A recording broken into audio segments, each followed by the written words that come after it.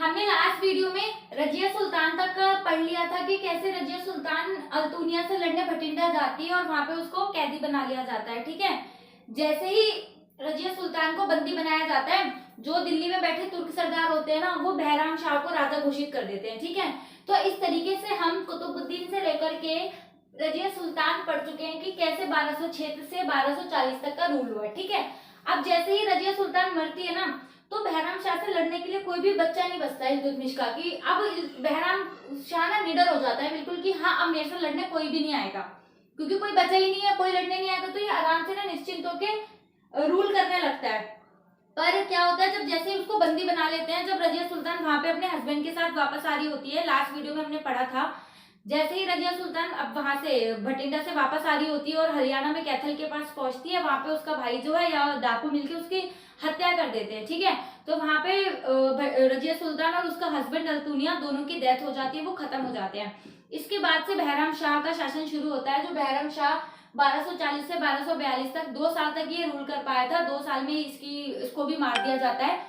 अभी इस वीडियो में हमने यही पढ़ना है कि रजिया सुल्तान के बाद कैसे कोई रूल करता है, क्या होता है, कैसे गुलाम वंश आगे बढ़ता है। ठीक है, तो चलिए स्टार्ट करते हैं।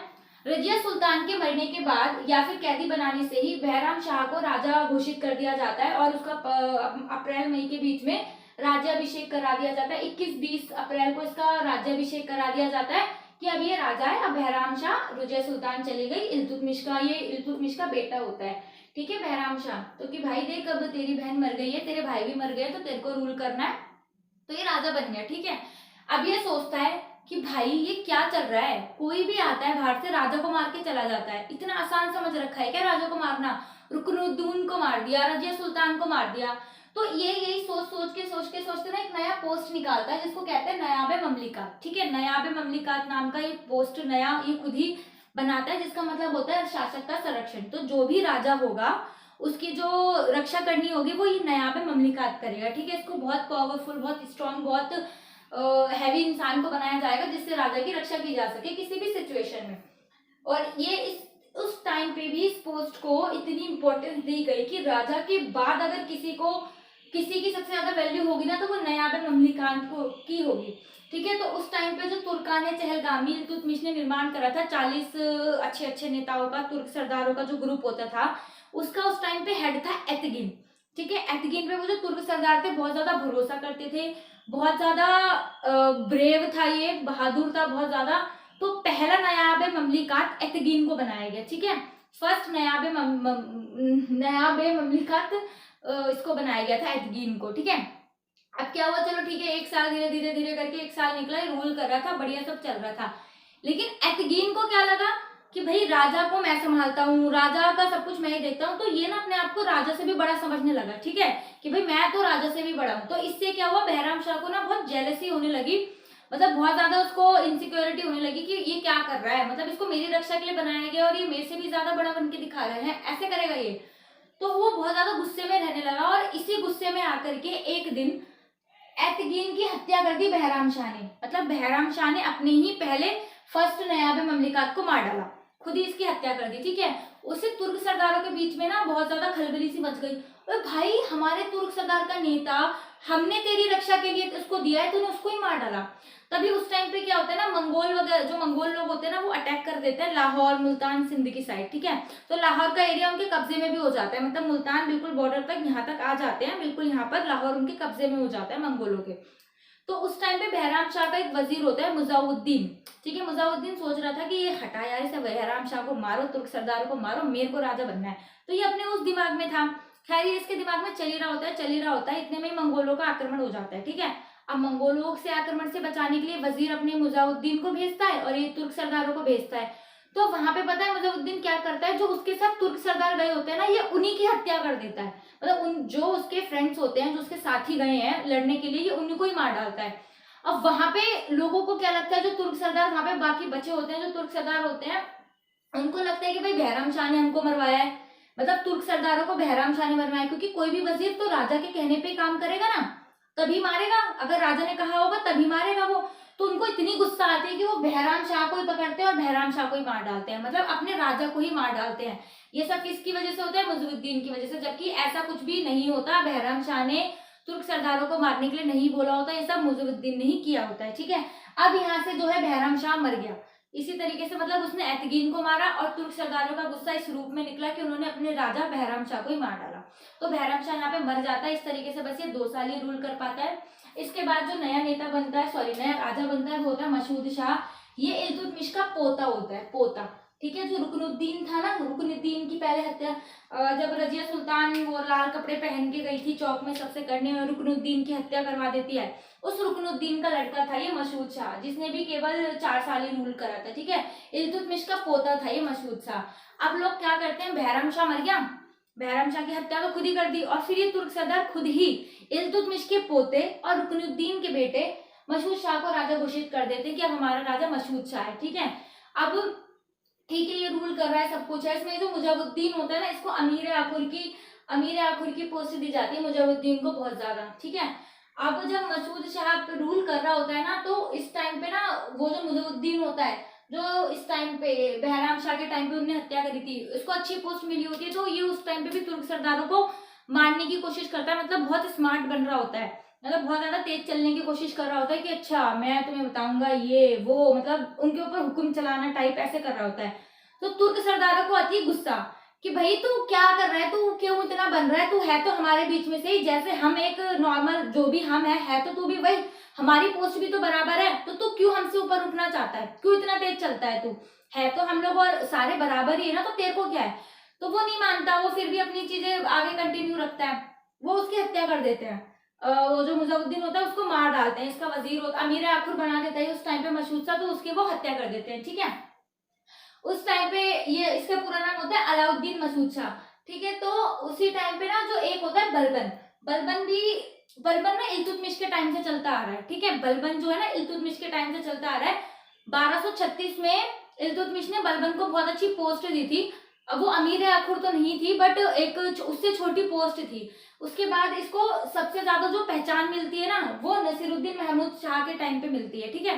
इस टाइम पे भी मसूद शाह के टाइम पे भी बलबन, अभी हम बलबन के बारे में पढ़ेंगे, इसने बहुत बहुत काम करे हैं हमारी हिस्ट्री में पढ़ने वाले, पर पहले हम इन्हें कंप्लीट कर लेते हैं। तो उस टाइम पे बस इतना बता रही हूँ, इतना हिस्ट्री बैकग्राउंड लेके चलो कि जो बलबन था ना वो इल्तुतमिश के टाइम से था, तो वो सारी चीजें देखता हुआ आ रहा था कि कैसे कैसे क्या चल रहा है, रुकनुद्दीन, रजिया सुल्तान, बहराम शाह, मसूद शाह, नसीरुद्दीन महमूद, ऐसे ऐसे करके वो सारी चीजें देख रहा था, ठीक है। अब जब मसूद शाह रूल कर रहा होता है ना, तो बलबन का होता है कि मैं रूल करूं, मतलब बलबन सत्ता में आना चाहता है कि मतलब मेरी पावर चले।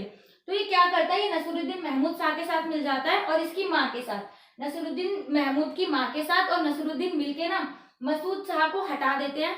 कुछ भी षड्यंत्र रचते हैं आपस में ही करके, जो भी षड्यंत्र रचते हैं, और मसूद शाह को हटा के नसीरुद्दीन महमूद को राजा घोषित कर देते हैं, ठीक है। इसका राज्याभिषेक कर देते हैं, इसको राजा बना देते हैं।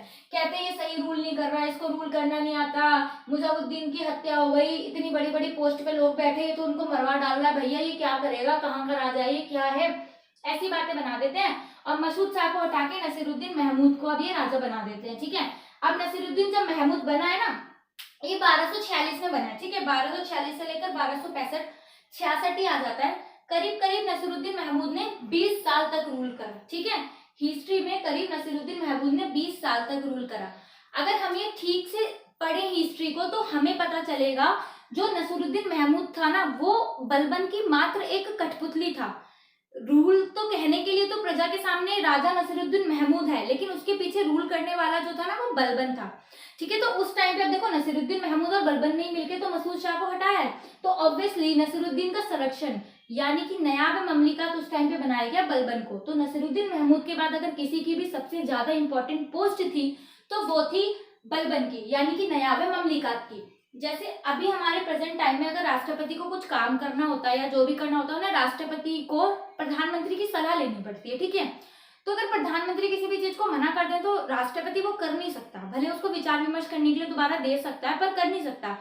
सेम उसी टाइम पे ये भी था। तो नसीरुद्दीन जो था ना, सारा काम पूछ पाछ के, सब कुछ जो काम पूछ पाछ के करता था, उसको बलबन से पूछ के करना पड़ता था, और बलबन ने बहुत अच्छे से रूल भी करा। और नसीरुद्दीन महमूद नसीरुद्दीन महमूद से ना जो बलबन था, वो अपनी बेटी की भी शादी करा देता है। जब वो राजा बन जाता है, वो तभी नहीं शादी कराता, वो जब मसूद शाह के टाइम पे चल रहा होता है ना, जब ये आपस में षड्यंत्र रच रहे होते हैं, तब बलबन को भाई नसीरुद्दीन बहुत बढ़िया लगता है कि बड़ा सीधा साधा इंसान है, बेवकूफ है, मतलब इसे जो भी बोल दो कर लेता है, मान लेता है। तो मेरी बेटी जो भी बोलेगी तो मान ही जाएगा। तो इसने राजा बनने से पहले ही इसकी शादी करा दी थी, किससे? नसीरुद्दीन महमूद से, ठीक है। बलबन ने अपने लड़की की शादी करा दी थी नसीरुद्दीन महमूद से, ठीक है। अब उसके बाद जब इसने मसूद शाह को हटा दिया, अब वो राजा बन गया, ठीक है। अब वो राजा है और उसका दामाद भी है, तो दामाद रूल करे या वो करे ससुर के लिए तो बहुत अच्छी बात है ना, क्योंकि रानी तो उसकी बेटी रहेगी ना, तो बहुत अच्छी बात थी।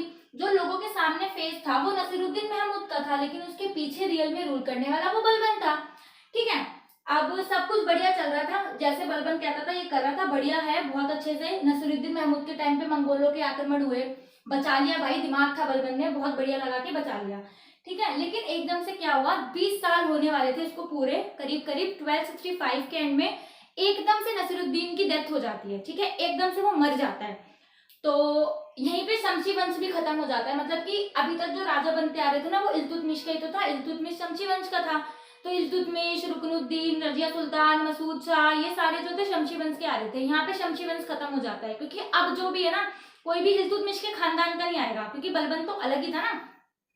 तो एकदम से नसरुद्दीन की डेथ हो गई, ये एकदम से मर गया भाई। अब लोग सोच रहे क्या हुआ, अब अलग अलग बुक्स उठाएंगे तो ना उसमें अलग अलग लिखा है, किसी में लिखा है कि इसकी डेथ एकदम से हो गई, कहीं लिखा है कि इसको बलबन ने मारा था। बट एक बात बताओ, अगर बलबन को मारना ही होता तो वो 20 साल वेट क्यों करता, वो तो 20 साल पहले इसको मार देता। और कहीं लिखा है कि इसको किसी ने जहर मिला के दे दिया था खाने में।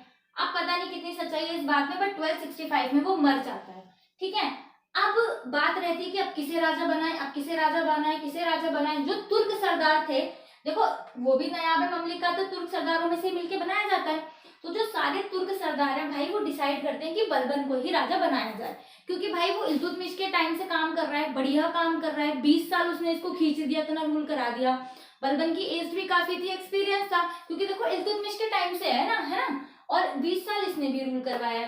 तो बलबन अब शुरू होता है बलबन, ठीक है। अब बलबन के बारे में पढ़ेंगे, अब हम बेसिकली देखेंगे कि बलबन ने क्या क्या काम करे। तो पहले देख लेते हैं जो बलबन का जो टाइम पीरियड था वो था 1266 से 1286, 20 साल इसने भी रूल करा, ठीक है। 20 साल ये, 20 साल वो, देखो 40 साल तो यही हो गए। और पहले से कितना है वो इल्तुतमिश के टाइम से, तो कितना बूढ़ा होगा जो भी था। अब पहले थोड़ा सा हम बलबन के बारे में जान लेते हैं, उसने क्या काम करे, क्या नहीं, कैसे नहीं, हटाओ अभी हटाओ, हम पहले बलबन के बारे में जान लेते हैं। बलबन के बचपन का नाम था बहाउद्दीन, ठीक है। इसको बचपन का नाम बहाउद्दीन था, बाद में इसका नाम बलबन पड़ा। और इसने अपने आप को जब राज्याभिषेक कराया ना, इसने अपने आप को एक उपाधि दी थी, उसका नाम था ग्यासुद्दीन। तो जब ये गद्दी पर बैठा तो ये ग्यासुद्दीन बलबन के नाम से बैठा, ठीक है। 1266 में जब ये गद्दी पर बैठा तो ग्यासुद्दीन बलबन के नाम से गद्दी पर बैठता है। इसने अपने आप को एक और उपाधि दी जिसे कहते हैं जिल्ले इलाही, और एक और उपाधि दी नियामत खुदाई। तो इसने अपने आप को 3 उपाधियां दी थी, ग्यासुद्दीन, जिल्ले इलाही, नियामत खुदाई, जिसमें से जिल्ले इलाही का मतलब है ईश्वर का प्रतिनिधित्व, और नियामत खुदाई का मतलब है कि ईश्वर के द्वारा भेजा गया दूत। ये इसको किसी ने कुछ नहीं कहा बलबन को कि भाई तेरे को भगवान ने भेजा है या तू बढ़िया सा काम कर रहा है, इसको किसी ने कुछ नहीं कहा। इसने अपने आप को ही उपाधि दी है कि मैं ईश्वर का प्रतिनिधित्व हूँ, ईश्वर के बाद कोई है तो मैं हूँ, ईश्वर ने मुझे दुनिया का कल्याण करने भेजा है, ईश्वर के बाद मुझे मानो, मतलब ये सारी चीजें इसने अपने आप को ये उपाधियां दी है। जिल्ले हिलाई, नियामत खुदाई, इनका मीनिंग मैंने आपको बता दिया, ईश्वर का प्रतिनिधित्व या ईश्वर का दूत, ठीक है। कि भाई ईश्वर तो सब पे नहीं कर सकता, तो ईश्वर ने अपने काम को आगे बढ़ाने के लिए मुझे भेजा है। अब इसके बाद क्या है, बलबन के ना 2 बेटे होते हैं, मोहम्मद खान और बुगरा खान, ठीक है, मोहम्मद खान और बुगरा खान। अब ठीक है, सब बढ़िया चल रहा होता है। इसने जब रूल करने ये आया ना, तो वहां पे ना रूल करने की जो मतलब बहुत ज्यादा चीजें खराब हो चुकी थी, मतलब जनता में ना राजा का डर ही नहीं रह गया था बिल्कुल भी, क्योंकि रजिया सुल्तान को मार दिया, रुकनुद्दीन को मार दिया, फिर ऐसी मसूद शाह को मार दिया, फिर नसीरुद्दीन महमूद ने जब रूल करा तो ये तो राजा नाम की सिर्फ कठपुतली था ना, काम तो पीछे से बलबन कर रहा था। तो लोगों में ना डर खत्म हो गया था राजा का कि हाँ भाई राजा आए उसकी रिस्पेक्ट करनी है, राजा को देख के डर जाओ, राजा आए तो राजा को देख के खड़े हो जाओ, ऐसा कुछ भी नहीं रह गया था। तो बलबन ने कहा भाई ये तो बहुत बेइज्जती वाली बात है, ये तो बहुत ज्यादा गलत बात है, मतलब मैं जाता हूँ कोई मेरी इज्जत ही नहीं है, कुछ भी नहीं है। तो इसने क्या करा, इसने बहुत स्मार्ट प्ले करा, इसने सबसे पहले बनाया सिजदा और पागोस, 2 चीजें इसने स्टार्ट करी उसी टाइम से, सिजदा और पागोस। सिजदा का मतलब था कि जैसे कोई भी हो, कोई भी मीन्स कोई भी, अगर वो राजा के पास दरबार में जाएगा तो सबसे पहले घुटने बैठेगा, घुटने पर बैठकर अपना शीश झुकाएगा, ऐसे ऐसे बैठ के ऐसे शीश झुकाएगा राजा के आगे, वो है सिजदा। और पेबोस का मतलब है कि सुल्तान के पैरों को चूमेगा, उसके बाद सिर झुका के सुल्तान के पैरों को चूमेगा। तो सिजदा था घुटनों पर बैठ के शीश नवाना, और पेबोस था सुल्तान के चरणों को चूमना। ठीक है, तो इसने इन दोनों की स्टार्टिंग करी। फिर एक इसने सबसे बढ़िया काम क्या करा, तुर्कान ने चहलगामी समाप्त करा।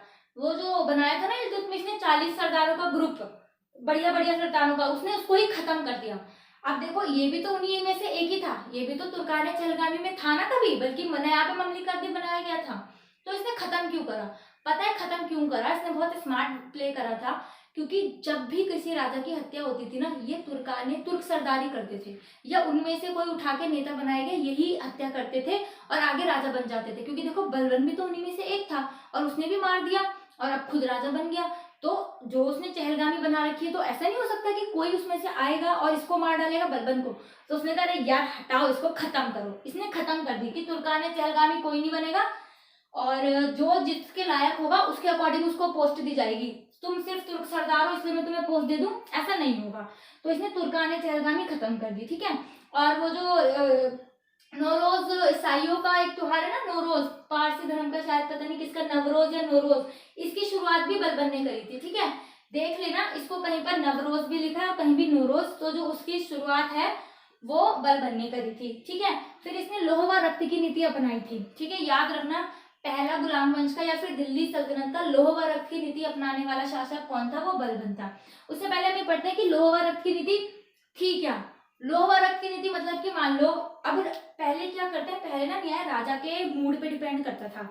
मान लो तुमसे कुछ गलती हो गई, ठीक है, और तुम राजा से, अब तुम्हें राजा के सामने लाया जाएगा, हथकड़ी वथकड़ी लगा के राजा को सुनाया जाएगा, राजा न्याय करेगा, भाई राजा है हमारा, हमारा राजा न्याय करेगा। अब तुम गए हो, उस दिन हो गया, मान लो किसी राजा की लड़ाई हो गई उसकी रानी से, दोनों लड़ लुड़ के बैठे, राजा का मूड है बहुत ज्यादा खराब। अब उसने बोला कि भाई, अब इसने बताया कि ये दुकान में सब्जी बेच रहा था, सब्जी बेचते बेचते इसने कम तोला है और ज्यादा पैसे ले लिए। तो राजा मान लो चिड़ा बैठा, उसको इतने ज्यादा गुस्सा आ गया, ये वो ऐसे करके उसने कहा जाओ इसको फांसी दे दो। अब राजा के मुंह से बात निकली, आदेश तो पूरा हो गई, एक छोटी सी चोरी के लिए, कपट के लिए उसको उसने राजा फांसी की सजा दे दी कि जाओ उसको सजा सुनाओ, जाके फांसी दे दो इसको। अब उसको फांसी दी जाएगी, क्योंकि उस टाइम पे कोई हमारे ऐसे जो नियम कानून अभी बने हुए कि लॉ वगैरह थोड़ी बने हुए थे ना, किसी किताब में कुछ लिखा था कि किस सिचुएशन पे क्या करना है या किस कंडीशन के लिए उसको क्या सजा देनी चाहिए। ये सब जो डिपेंड करता था वो राजा के मूड पे करता था। अब मान लो किसी ने किसी की हत्या कर दी, अब इसको लाया गया कि भाई राजा साहब देखो इसने इसको मार डाला है, और भाई उस दिन राजा का मूड बहुत अच्छा, तो बोलते जाओ माफ करो, मैंने तुम्हें माफ किया, जाओ जी लो अपनी जिंदगी।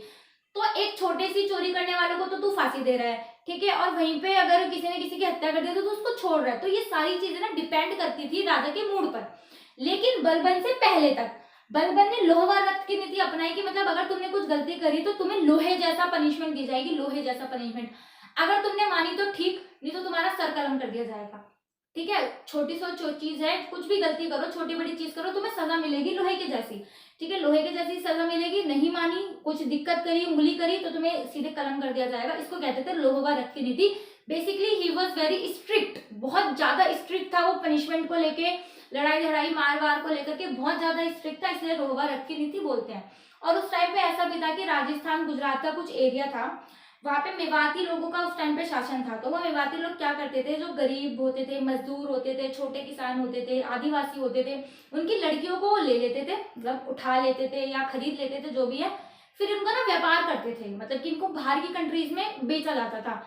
तो ये चीज ना अच्छी नहीं लगी बलबन को, तो इस वजह से उसने और इस चीज को खत्म करने के लिए थोड़ी लोह व रक्त की नीति अपनाई थी। ठीक है, कहीं कहीं किताबों में लिखा है बहुत ज्यादा कट्टर था, ये था वो था, बट ये जो चीजें थी ना इनके पीछे कुछ रीजन है, कुछ पर्पस थे कि ऐसा क्यों था। तो लोह व रक्त की नीति अपनाने के पीछे भी ये सारे रीजन थे। अगर हम इसको डिटेल में पढ़ेंगे ना तो हमें पता चलेगा कि जो भी ये काम कर रहा था प्रजा की भलाई के लिए और अच्छी चीजों के लिए कर रहा था। ठीक है, एक इसने क्या करा, मंगोलों से दिल्ली को बचाए रखा था। जिस टाइम पे ये बलबन था ना, वहां पे रूल कर रहा था नसीरुद्दीन और बलबन, मंगोलों के लगातार अटैक लगातार अटैक लगातार अटैक हो जा रहे थे, हो जा रहे थे, हो जा रहे थे। तो इसको बलबन ने अपने दिमाग से, अपनी सेना के बल पे हम लोगों को, दिल्ली को बेसिकली मंगोलों से बचाए रखने में सफल हुआ था। मतलब बलबन की वजह से जो मंगोल थे सिर्फ लाहौर तक सीमित रह गए थे, लाहौर पर उन्होंने कब्जा कर लिया था, दिल्ली की बाउंड्री क्रॉस नहीं कर पाए थे, दिल्ली तक वो आ नहीं पाए थे, इसने बचा के रखा था, ठीक है। और एक बहुत इंपॉर्टेंट काम इसने करा था कि इसने जो सेना को जो सैलरी है ना सबसे पहले पैसों में देनी शुरू करी थी। पहले ना जमीन दे दी जाती थी सेना को, या फिर कुछ सोने हीरे जवाहरात जो भी वटेवर वो देते थे, बट पहला नगद जो पैसा देने वाला जो था ना वो बलबन था। इसने सेना को नगद देना शुरू करा था, पैसे देना शुरू करा था। सेकंड चीज, अब इसको मंगोलों से बचाना है, इधर उधर लड़ाई करने जाना है, भाई सेना को बढ़िया बनाएगा, इसने सेना पे बहुत ज्यादा काम करा है। तो पहली जो सेना के बारे में सोचना, उनके रख रखाव पे खर्चा करना, बढ़िया सा करना, वो राजा भी बलबन था, ठीक है। बहुत सारा काम करा है इस बलबन ने। तो इसने सबसे पहले तो उनको सैलरी देना स्टार्ट करा। सेकंड चीज इसने जो करी ना, इसने सेना को पहले ना, सेना में तुम्हारा मन है, जैसे कोई भी आता है तुम्हारे को सेना में शामिल होना है, आ जाओ, अच्छा तेरे को भी आर्मी में आना है, आ जा। अभी भी तो नहीं होता, देखो ऐसा, अभी तो फिजिकल क्राइटेरिया कितना ज्यादा है हमारी आर्मी का, पर उस टाइम पे जिसमें भी आर्मी को जाना होता था ना, मुंह उठा के आ जाता था, चाहे वो लंगा लूला बहरा कैसा भी हो, तू आ जा, तुझे आना है, अच्छा तू भी आ जा, तुझे आना है, अच्छा तू भी आ जा। लेकिन बलबन ने क्या करा कि ऐसे कोई भी सेना में नहीं आएगा, जिसको लड़ना है और जिसको लड़ना आता है उसको ही सेना में भर्ती करा जाएगा। तो यानी उनकी काबिलियत को देख के इसने सेना में करना स्टार्ट करा था, किसने, बलबन ने। प्रशिक्षण भी दिया था उनको, ट्रेनिंग वगैरह भी सब बलबन ने स्टार्ट करी थी। थर्ड चीज इसने बलबन ने स्टार्ट करी थी कि एक ना तैयार सेना रखनी स्टार्ट करी थी। तैयार सेना की मतलब, मान लो किसी राजा का अटैक हो गया, अब इनको पता चल रहा है, तब अब इनकी सेना तैयार हो रही है, सारे अपने अस्त्र वस्त्र सब इकट्ठे कर रही है, अस्त्र शस्त्र ले जा रही है, घोड़े निकल रहे हैं, ये वो ऐसे करके, और उसमें ही 2-3 दिन चले गए। तो इसने कहा कि नहीं, ऐसा नहीं होगा, अगर हमें एकदम से कहीं भी अटैक करने जाना है, तुरंत निकलना है, तो एक सेना तैयार रहेगी। तो अगर बाकी सारी सेनाएं जब इसकी रेस्ट करी होती थी, तो एक सेना हमेशा तैयार रहती थी कि कभी भी अटैक करना हो तो तुरंत कूच कर ले, ठीक है। तो इस तरीके से जो बलबन का टाइम पीरियड था ना, बहुत ज्यादा स्ट्रिक्ट माना जाता है, क्योंकि बहुत चीजें बड़ी फॉलो हो रही थी वो चीजें। देखो रूल वगैरह तो इनमें भी बने थे, लेकिन फॉलो नहीं हुए तो हम पढ़ते ही नहीं, ये हुआ वो नहीं हुआ, क्या मतलब जब फॉलो ही नहीं हुए। लेकिन इस 20 साल के टाइम पीरियड में ना वो चीजें बहुत स्ट्रिक्टली फॉलो हो रही थी, बहुत अच्छे से, मतलब सब लोग उनका फॉलो कर रहे थे, नहीं तो भाई उनको दंड तो मिलना ही था, पनिशमेंट। तो जब लोगों के अंदर डर होता है ना, तो चाहे वो अच्छी चीज के लिए या बुरी चीज के लिए, वो चीज अपने आप ही होने लगती है। तो इसी टाइम पे वो चीज हो रही थी। 20 साल बढ़िया से सब कुछ चल रहा था, हर जगह बलबन बलबन का नाम हो गया था। अब इसके बच्चों पे आते हैं, इसके 2 बेटे थे, मोहम्मद खान और बुगरा खान, ठीक है। अब मंगोलों का आक्रमण तो हो ही रहा था, तो 2085 में मंगोलों के साथ में ना इसका बेटा लड़ने गया था, शहजाद मोहम्मद खान, शहजादा मोहम्मद खान इसका पूरा नाम है। ये बलबन का बेटा था, अभी लड़ाई लड़ने गया, ठीक है, 1285 में गया लड़ने, तो ना ये वहां पे मारा जाता है। मंगोल इंडिया पे आगे तक तो अटैक नहीं कर पाते, बच जाते हैं, लेकिन उस युद्ध में ना ये मारा जाता है, इसका बेटा, ठीक है। अभी वापस आता है, अब इसको पता चलता है इसका बेटा मर गया, इसको इतना ज्यादा दुख होता है, इतना ज्यादा दुख होता है, ये बिल्कुल ना शोक में डूब जाता है, पूरा डिप्रेशन में चला जाता है कि हाय मेरा बेटा मर गया, हाय मेरा बेटा मर गया। मतलब बस ये, अब जब इसको पता चला ना इसका बेटा मर गया, तो ये काबिल था, इसके बाद अगर कोई इसका उत्तराधिकारी था ना, तो वो मोहम्मद खान ही था।